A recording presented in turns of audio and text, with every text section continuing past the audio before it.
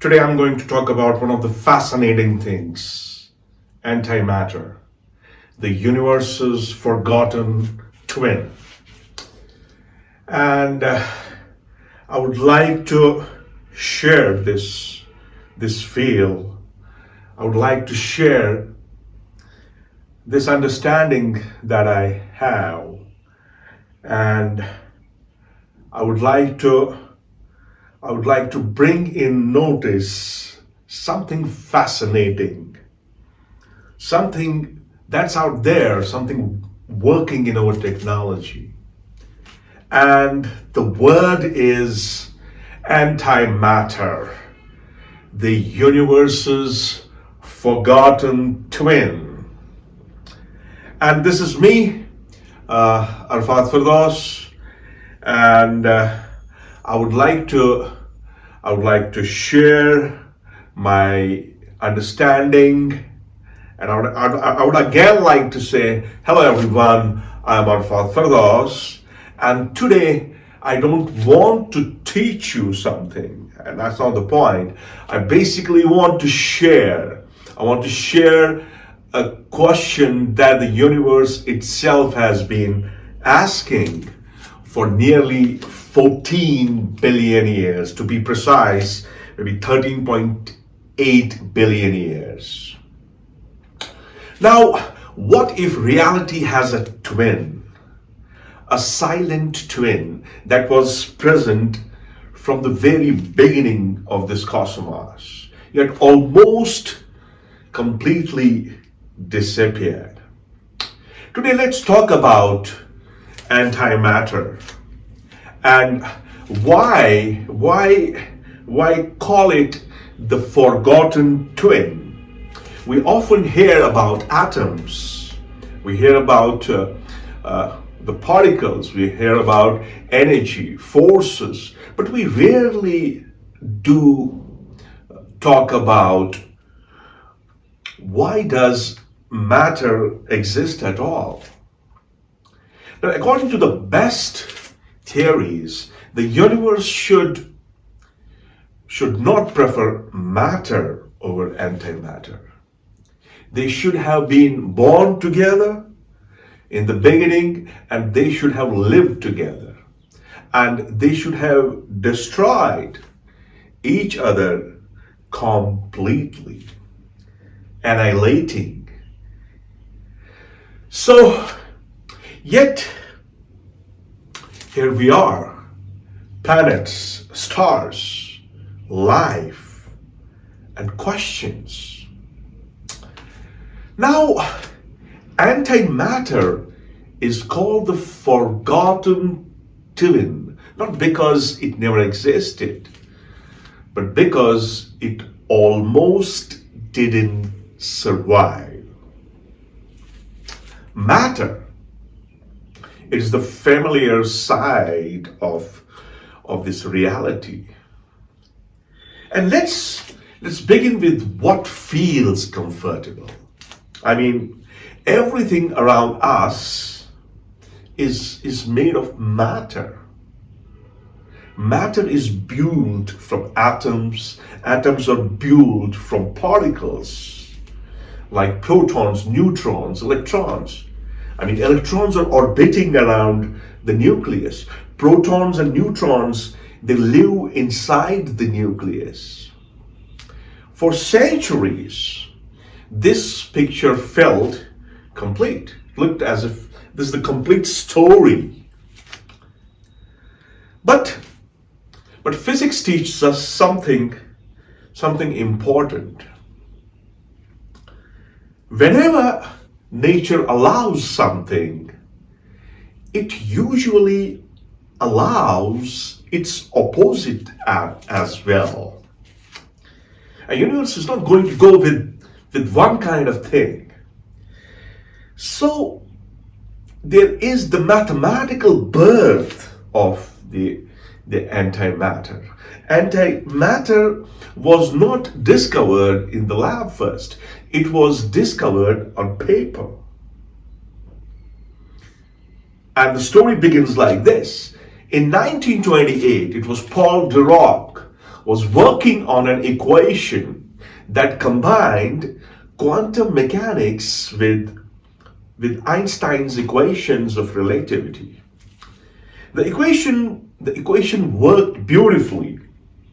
It worked nicely because it predicted the states of matter with negative energy. Now, instead of rejecting the equation, Dirac chose maybe humility. He trusted nature more than the intuition. And accordingly, nature responded. And nature responded maybe by saying that every particle has a partner. Say, for example, nature has a rule, what we call as the mirror rule. Imagine nature standing in front of a mirror. The left becomes right. The positive becomes negative. The matter becomes antimatter. Antimatter is not exotic by choice. It is basically required by the symmetry of the equations. This tells us something deep. The universe is not chaotic. It is mathematically honest. It's working the way the mathematics is telling us that it must work. So there are experimental proofs. The very first proof is the positron. It was in 1932 Carl Anderson observed a particle that looked exactly like an electron, but it curved in the opposite direction of the magnetic field, because you have an orientation of charge with respect to the applied magnetic field, and it showed something opposite when applied the external magnetic field. This particle was named as positron, and at that moment antimatter moved from mathematical reality into the experimental reality. What exactly is antimatter is, let me try to explain. What I'm trying to tell is, for every particle of matter, there exists an antiparticle. Say, for example, if we have electron, it must have electron-like particle known as positron.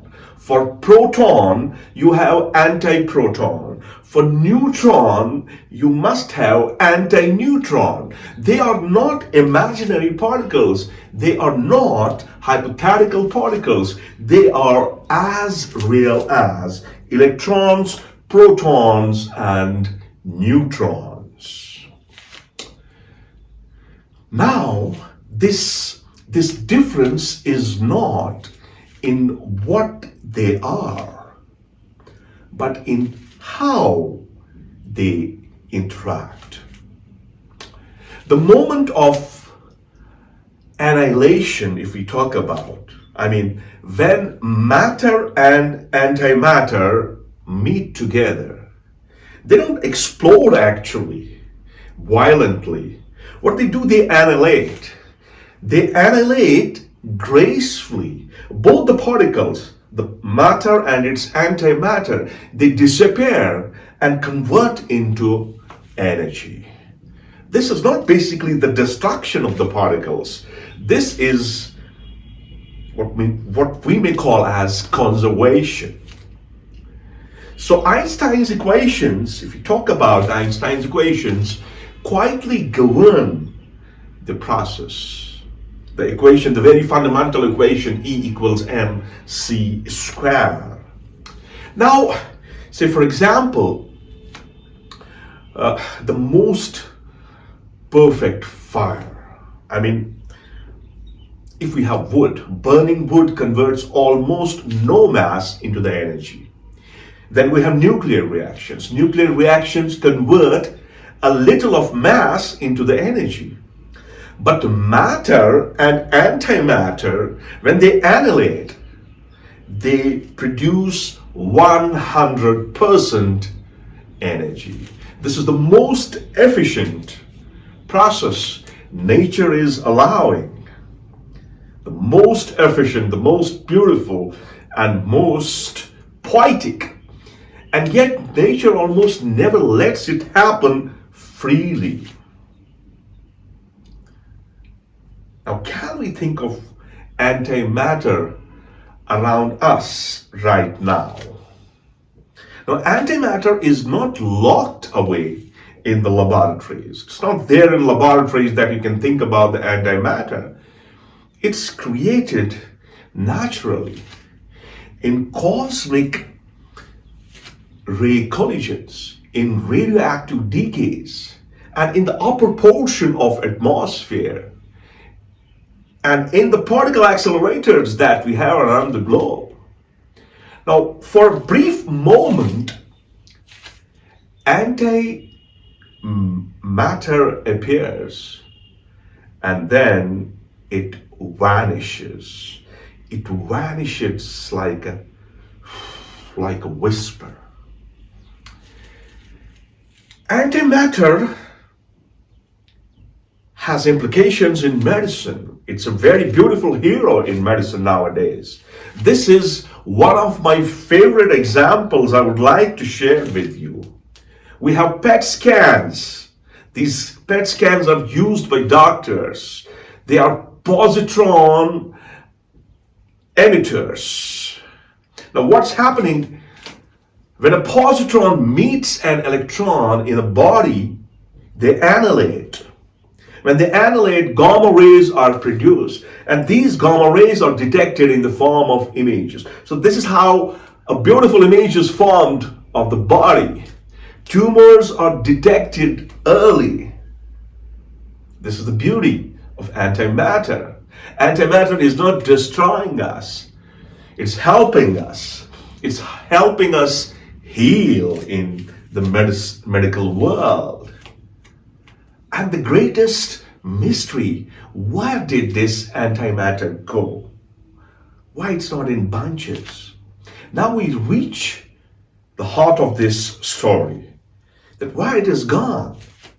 At the Big Bang, both the things, matter and antimatter, should have formed in equal quantities, in equal quantums. If that were perfectly true, the universe would have been empty. There wouldn't have been anything in the universe. Light, barely. Light, then nothing. But something broke the symmetry. A tiny preference for matter in comparison to the antimatter. One extra particle out of billion has led to the present universe. So, talking about the cosmic accounting error, imagine counting a billion coins. Matter gets one extra coin. Everything else cancels out. That single leftover coin becomes galaxies, becomes stars, it becomes planets, it becomes us, it becomes everything that's observable in this universe.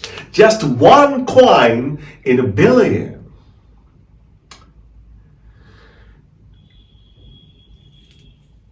So the existence depends on the mistakes. And there is a violation, a small violation, what we call as CP violations. CP violations Physics calls this asymmetry as CP violations. It's rare, it's delicate, it's difficult to measure, but without it, there would be no chemistry, there would be no biology, there will be no consciousness. If there wouldn't have been this CP violation, imperfection is not a flaw, basically. It's something that makes things creative. It's that imperfection. So does antimatter obey gravity? This may surprise you. For a long time, we were not sure whether antimatter falls down or it goes up. But we have experiments, the experiments that are being tested in CERN. And what they test so far, antimatter seems to obey gravity just like the matter. Even here, nature remains silent. The nature remains consistent. And maybe in future, I would call it antimatter and the future. Could antimatter power over spacecrafts? In theory, yes. In practice, yes. Producing antimatter requires enormous energy. Storing this energy is extremely difficult. Nature once again reminds us power is limited by responsibility. So it certainly has those implications. Could I go with the philosophical implications of antimatter? As our those, when I reflect on antimatter, I don't feel dominance over nature. I feel humility. Because the universe could have erased by creating the equal amounts of matter and antimatter. And it almost did. It almost did.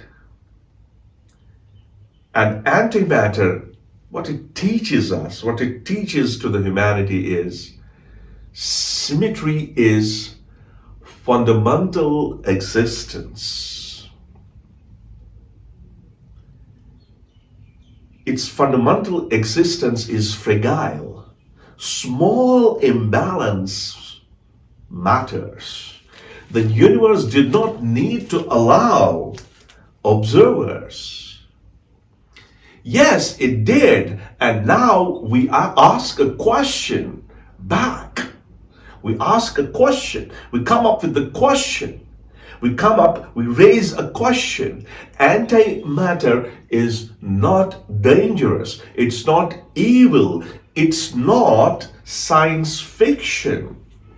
It's a reminder that reality had twins and one was lost. And in that loss, everything we know was born. So we are, because of that loss. So thank you for listening patiently. This is our for those still learning, still asking questions, still grateful for the curiosity. Always, always, always. So with this, bye. I hope you like it. I hope you feel it. I hope you imagine it.